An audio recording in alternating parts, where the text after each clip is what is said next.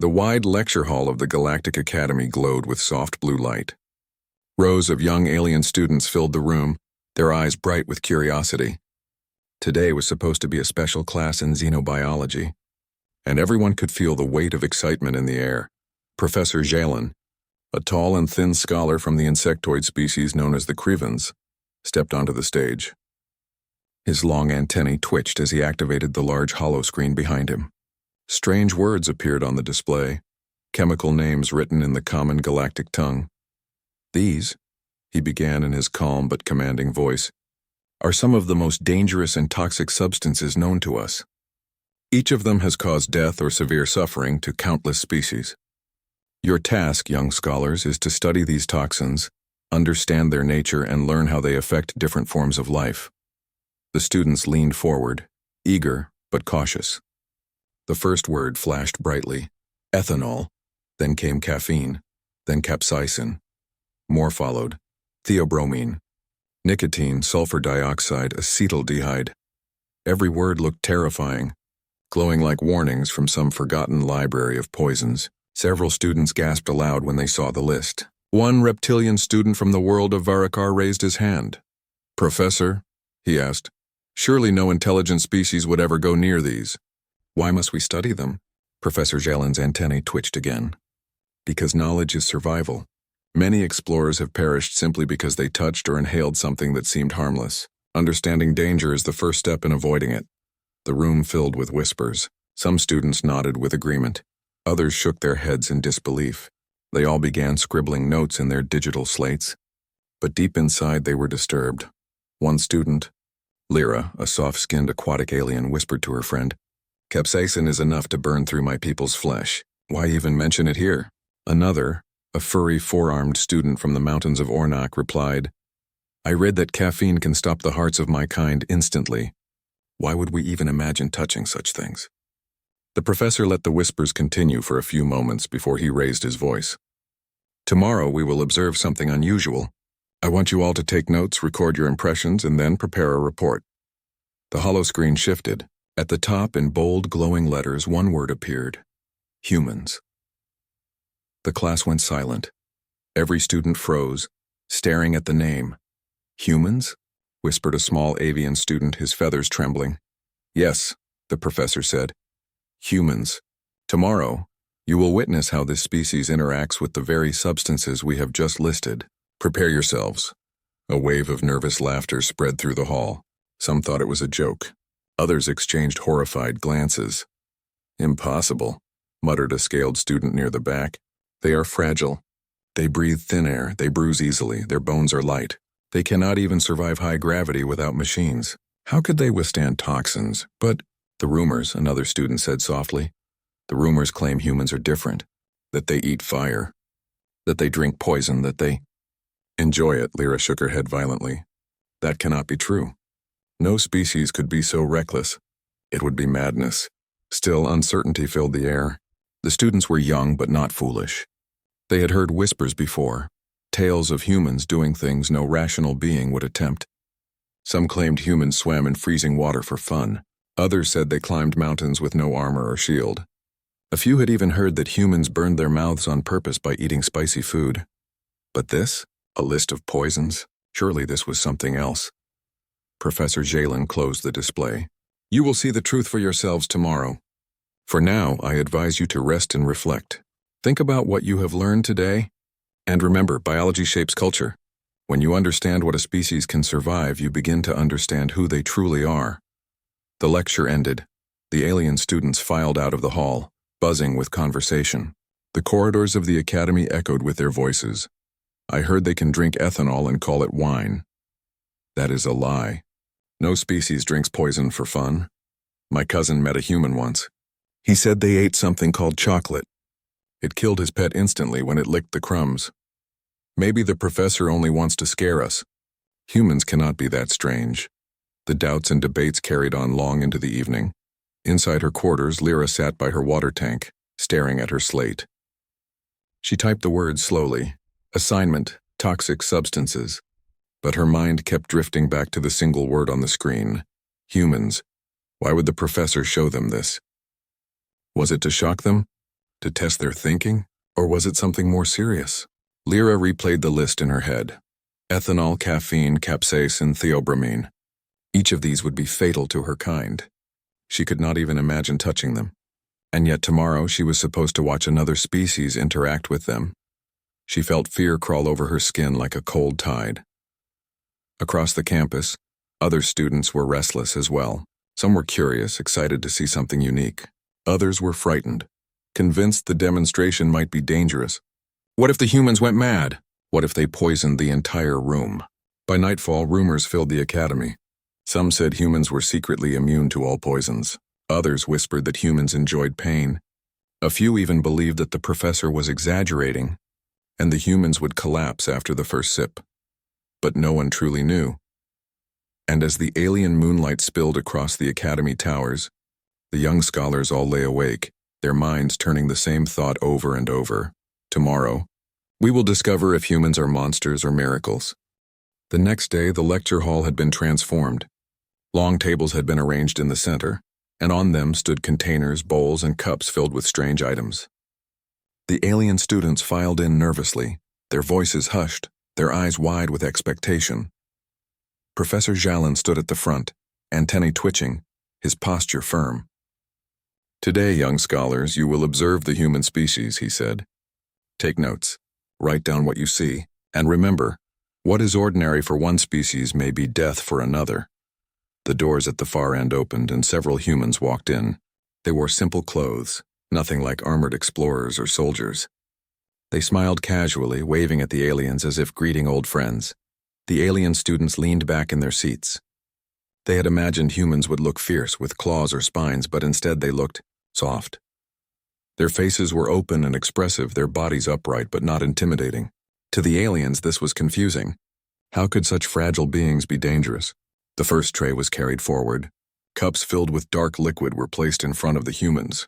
The professor's voice echoed through the hall. "Caffeine, fatal to many species, known to disrupt hearts and nervous systems," the aliens whispered in horror. Lyra gripped her slate so tightly her fingers trembled. She knew caffeine was deadly even in tiny amounts. But the humans did not hesitate. One of them raised the cup and took a long sip. The human sighed happily. "Coffee, perfect start to the day." Another human laughed and joined in. Soon all of them were drinking, their faces filled with comfort and joy. The alien students gasped. "They're drinking poison," one reptilian whispered, "and enjoying it." "Professor," the avian student cried, feathers bristling, "shouldn't we stop them?" "They will collapse." Professor Jalin shook his head calmly. "No, watch." Minutes passed and nothing happened. The humans seemed more awake, more alert, even smiling brighter. They looked energized, not poisoned. The second tray was brought out. This time, blocks of brown material wrapped in shiny coverings. The professor announced, "Theobromine. Even a small amount can cause convulsions in many species, fatal in doses less than 1 gram to some." The humans unwrapped the blocks, breaking them into smaller pieces. They placed them in their mouths and let them melt slowly. "Delicious," one human murmured. "Dark chocolate. The bitter kind." The students were horrified. Lyra scribbled notes furiously. "Humans eat theobromine. Call it chocolate." They smile while consuming it. Beside her, a scaled student muttered, "If I touched that, I would not live beyond a day." And yet the humans ate piece after piece, laughing, talking, enjoying the taste. The third tray came next. Red and green peppers, their surfaces shiny and smooth. The professor's tone grew serious. "Capsaicin. Burning compound. Causes pain, tissue damage, sometimes death. Avoided by almost every species." The humans leaned forward eagerly. One picked up a red pepper and bit into it whole. His face reddened, his eyes watered, but he laughed. "Hot. Just how I like it." Another human dipped a piece into sauce and chewed it with a grin. "Spicy food makes life interesting," she said. The alien students cried out in shock. "They are on fire," the avian shouted. Lyra could not believe her eyes. The human's skin glistened with sweat, but instead of suffering, he looked delighted. They were eating something designed to cause pain, and they wanted more. The fourth tray arrived. Bottles filled with golden and clear liquids.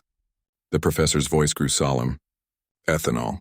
Pure poison. Destroys cells. Weakens minds. Kills if consumed too much." The students gasped again. They could not imagine what was coming. The humans raised their bottles, clinked them together, and said a word none of the aliens understood. Cheers. Then they drank. The room went silent. Every alien eye focused on them. Minutes later, the humans began to laugh louder, their words slurring slightly, their bodies swaying. But instead of collapsing, they sang, told jokes, and leaned on each other happily. One human raised his bottle again. "To friendship!" he shouted, and the others cheered. The alien students sat frozen, their minds overwhelmed. They had just watched humans drink something that would kill their kind instantly, and yet the humans were celebrating. The professor turned back to his students.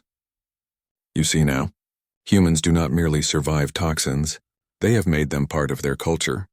Coffee to wake, chocolate to enjoy, spice for excitement, alcohol for celebration. They take poison and they call it life." The lecture hall was filled with stunned silence. The alien students did not know what to write. Their notes looked like nonsense. Lyra whispered to herself, "This is impossible. They are not weak at all, they are different." The demonstration continued for a while longer. Humans passed food around, letting each other taste different things.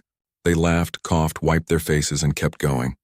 They treated every toxic bite like a celebration of survival. By the end, the aliens could not decide what horrified them more: that humans could consume deadly substances, or that they enjoyed it. The professor dismissed the humans, who waved goodbye cheerfully as if nothing strange had happened. When the doors closed behind them, the lecture hall erupted in noise. "They are insane. They cannot be real. No species should live like that." But amid the fear and disbelief, one thought echoed in every student's heart. If humans can eat poison and laugh, what else can they do? The lecture hall was still buzzing long after the humans left. Alien students sat in small groups, talking over each other in disbelief. Their voices filled the air with panic, shock, and curiosity.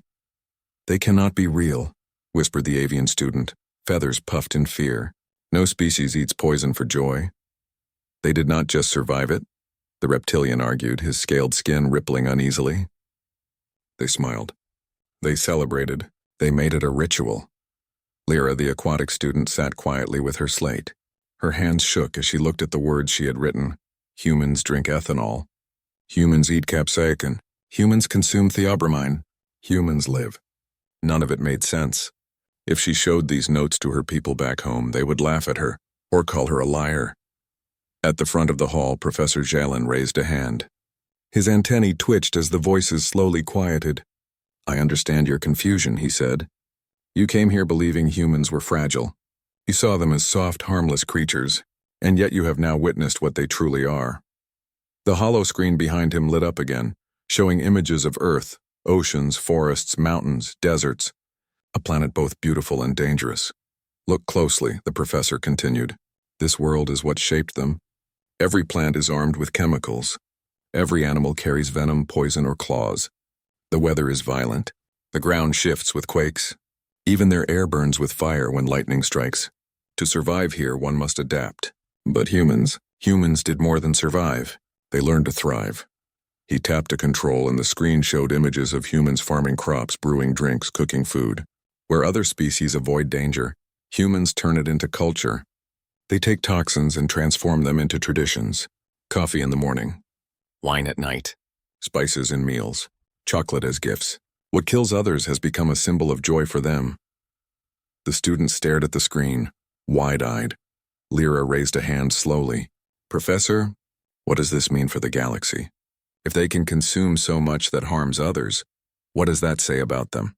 Professor Jalen's dark eyes fixed on her. "It means, young scholar, that humans are not weak. They are the most dangerous kind of survivor, one who not only endures hardship but learns to enjoy it." The hall went silent again. He stepped down from the stage, pacing slowly between the rows of students. "Imagine you are stranded on a hostile world. Food is scarce. Water is poisoned. Air is thin. Most species would perish within hours. But a human would drink, eat, and breathe, adapting as if the world were built for them. That is their gift. And that is why many fear them." The scaled student muttered softly. "We always called them reckless. Maybe it was not recklessness. Maybe it was power." The professor nodded. "Indeed, they are not careless. They are capable. When you look at a human eating chocolate, you see a fragile primate. But when you think deeper, you realize you're looking at a creature whose body has turned poison into sweetness. They are creatures who laugh at suffering, who take fire into their mouths and call it flavor. If that is not resilience, then what is? Some of the students shifted uncomfortably in their seats.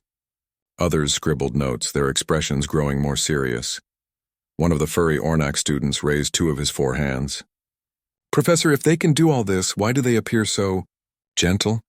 Why are they not feared everywhere they go?" The professor's antennae curved downward, a gesture of thought. "Because, young one, humans are clever.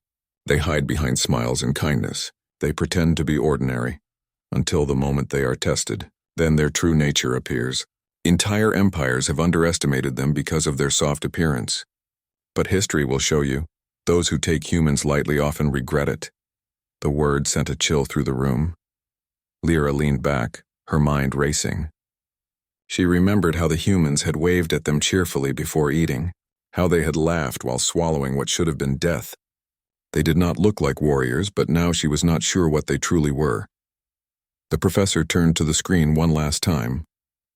A final image appeared, a human lifting a cup in one hand, smiling with warmth. "This," the professor said, "is what makes them terrifying. Their strength is not in claws or armor, but in adaptation. They take in what destroys others. They call it food. They share it with friends. They build culture from poison. And if they can do this with something as simple as a drink, imagine what they can do with challenges greater than toxins." The alien students shivered at the thought. For the rest of the day, the academy halls echoed with quiet conversations. Some students spoke with awe, calling humans incredible. Others whispered with fear, calling them monsters. A few even wondered what it would be like to live among them. But none could shake the memory of the demonstration. None could forget the sight of humans eating poison with joy. That night, Lyra sat alone in her quarters again. She opened her slate and read over her notes, then wrote her conclusion. Humans are not fragile.